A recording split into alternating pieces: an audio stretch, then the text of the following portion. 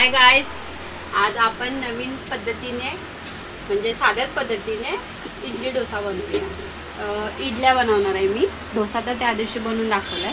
हे बघा मी पीठ असं दळून घेतलंय आणि ते रात्री मी भिजवायला ठेवलेलं आणि ते आता बघा कसं फुगलंय हे असं बघून घ्या। आता आपण ह्याची तयारी करूया इडलीच्या भांड्यांची। आता आपण त्यामध्ये इडल्या तयार करूया। कसं करायचं आता हा गॅस चालू केला। आता त्याच्यावर भांडं ठेवते। आता आपण पाणी त्यामध्ये जेवढं पाहिजे तेवढं टाकू शकतो। हे बघा मी एवढं टाकलं पाणी।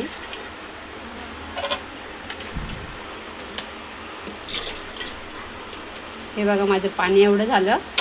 आता मी याला तेल लावून घेते। त्याला सगळ्याला तेल वाट्यांना लावून घेते का तर ते चिकटत नाही म्हणून। त्याच्यासाठी तोपर्यंत हे पाणी गरम होतंय आणि आपण ह्याला ना आता चिकटत नाही म्हणून तेल लावून घ्यायचं आणि हे भरायचं। हे बघा तेल लावून घेते आता मी अशी। मी आता बोटानेच लावते, माझ्याकडे ब्रश नाही आहे। आणि फुगलेलं पीठ आहे ते आपण याच्यामध्ये टाकायचं, भरायचं। जेवढे आपल्याला पाहिजे तसे इडल्याच्या वाट्या भरून घ्यायच्या।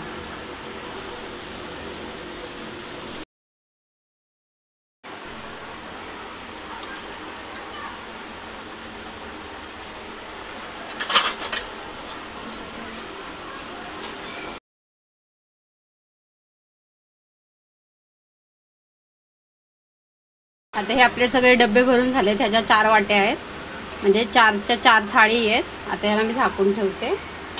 हे 20 मिनिटावरती ठेवायचं। हा कुकर लावायचा असा 20 मिनिटावरती आणि टाइम लागतो। तोपर्यंत आपण चटणीची तयारी करूया। तेव्हा चटणीची तयारी करते। आता लसूण सोलून झालाय, मिरच्या आहेत। आता मी खोबऱ्याचं वाटण करायचं, त्यासाठी कात्र्या करून घेते। हे आता आपण ना एवढं मटेरियल काढून घेतले। हे लसूण, कढीपत्ता, नारळ आणि मिरच्या। आता कोथिंबीर आता निवडूया, कोथिंबीरसाठी ठेवूया म्हणजे धुवून। आता आपण एक एक वस्तू ना ह्या आहेत त्या धुवायला घेऊया। आता मी हे कोथिंबीर धुवून घेते। असे चांगले स्वच्छ पाण्याने धुवून घ्यायचे। हे बघा आता लसणाच्या पाकळ्या, कोथिंबीर टाकून झाली। आता लसणाच्या पाकळ्या टाकल्या। आपण आता हा कढीपत्ता धुवून घेऊया। आपण जरा स्वच्छ पाण्याने धुवायचा, कारण मी फोडणीला तडका देताना ना मुलं ना काढून टाकतात ना कढीपत्ता, मग मी वाटणीमध्ये टाकते। ते दुसऱ्यासाठी वाटणला खोबरं ना धुवून घ्यायचं आहे पण। आणि हा सगळा मसाला काढून ठेवलेला आपण धुतलेला नव्हता, त्यासाठी आता त्याला धुवून घ्यायचं।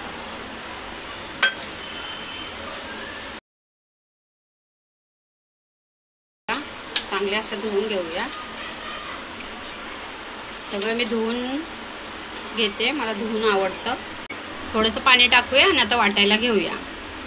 बघा माझं वाटणाचं सामान झालं आता चटणीचं। हे बघा असं झालं वाटून। आता मी ह्याच्यामध्ये टाकून घेते। माझी जुनी भांडी आहेत त्यामुळे तुम्हाला वेगळी वाटतील। हे बघा असं कुठली पण गोष्ट करताना मी हाताचा वापर जास्त करते। आपण थोडं पाणी टाकून घेतलंय आता ह्याच्यामध्ये, मसाल्यामध्ये। हे बघा असं पूर्ण हलवून घ्यायचं आणि आपल्याला पातळ चटणी पाहिजे म्हणून एवढं टाकायचं। हे बघा अशी माझी पातळ चटणी झाली।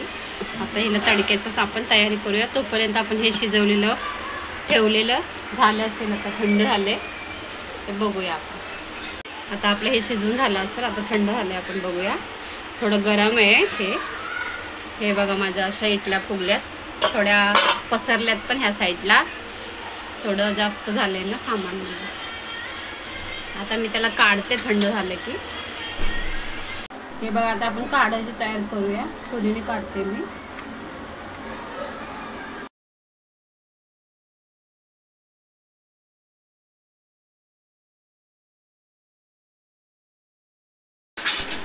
हे आता आपण तडका द्यायचा आहे. हे बघा माझ्या इडल्याचं हे तयारी झाली आहे.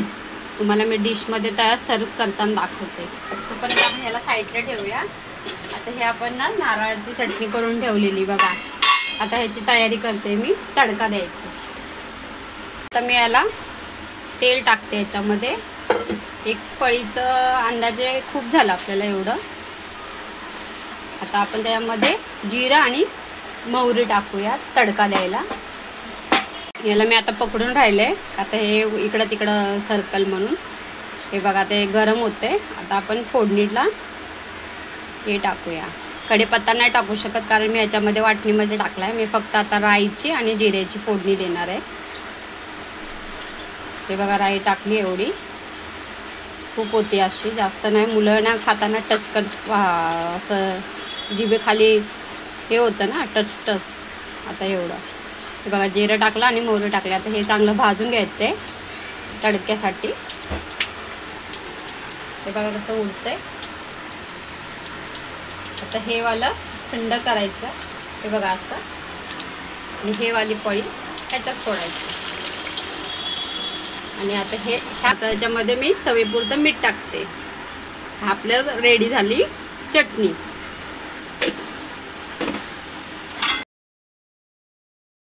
ही बघा माझी हिरवी चटणी कशी वाटते इडल्यांना. त्याच्यासोबत सांबार पण करतात पण मी सांबार नाही करत आहे. चटणी बरोबर टेस्टी लागतं म्हणून मी शॉर्टकटमध्ये चटणी करते. त्याला झाकून द्यायची. माझी मऊ झाली का हे बघा दोन्ही साईडला. हे बघा अशी झाली आहे. कशी वाटते ते सांगा कमेंट्समध्ये. हे बघा माझी रेडी झाली चटणी विथ इडल्या. कशा वाटल्या कमेंट्समध्ये सांगा. सबस्क्राईब करायला विसरू नका. आणि आजपर्यंत रेसिपी कशी वाटते ते मला लाईक करा, शेअर करा. बाय. आपण नेक्स्ट टाईम भेटूया.